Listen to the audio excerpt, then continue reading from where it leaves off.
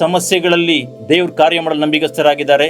ನಿಮ್ಮ ರೋಗದಲ್ಲಿ, ಸಂಕಟದಲ್ಲಿ, ದುಃಖಗಳಲ್ಲಿ, ನಿಮ್ಮ ವಿರೋಧಿಗಳ ಮಧ್ಯದಲ್ಲಿ, ನಿಮಗೆ ಕೇಡನ್ನು ಮಾಡುವವರ ಮಧ್ಯದಲ್ಲಿ ದೇವರು ನಂಬಿಗಸ್ತರಾಗಿದ್ದಾರೆ.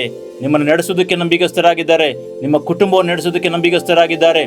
ನಿಮ್ಮ ಕೆಲಸದ ಸ್ಥಳಗಳಲ್ಲಿ ನಿಮ್ಮ ನಡೆಸೋದಕ್ಕೆ ನಂಬಿಗಸ್ತರಾಗಿದ್ದಾರೆ. ನಿಮ್ಮ ಸೇವೆಯಲ್ಲಿ ನಿಮ್ಮ ನಡೆಸೋದಕ್ಕೆ ದೇವರು ನಂಬಿಗಸ್ತರಾಗಿದ್ದಾರೆ.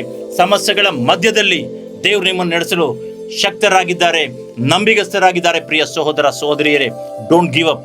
ಹಲ್ಲೆಲೂಯಾ. ಬಿಟ್ಟು ಕೊಡಬೇಡ್ರಿ ಪ್ರಿಯ ಸಹೋದರ ಸಹೋದರಿಯರೇ. ಯಾಕಂತ ಹೇಳಿದ್ರೆ ದೇವರು ನಿಮ್ಮ ವಿಷಯದಲ್ಲಿ ಇನ್ನೂ ಬಿಟ್ಟು ಕೊಟ್ಟಿಲ್ಲ. ಹಾಗಾಗಿ ಇನ್ನು ದೇವರು ನಿಮ್ಮನ್ನ ಬಿಟ್ಟು ಕೊಟ್ಟಿಲ್ಲ. ಹಾಗಾಗಿ ಇನ್ನು ಜೀವಿಸ್ತಾ ಇದ್ದೀರಾ ನೀವು.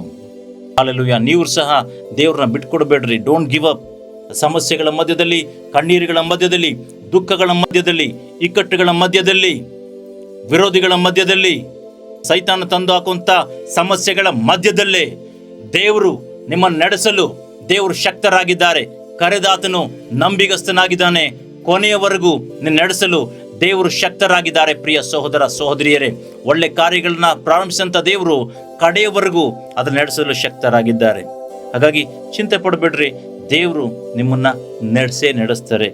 ಯಾಕಂತ ಹೇಳಿದ್ರೆ ದೇವರು ನಂಬಿಗಸ್ತರಾಗಿದ್ದಾರೆ. ದೇವರು ಈ ವಾಕ್ಯಗಳ ಮುಖಾಂತರವಾಗಿ ನಿಮ್ಮನ್ನು ಆಶೀರ್ವಾದ ಮಾಡಲಿ. God bless you.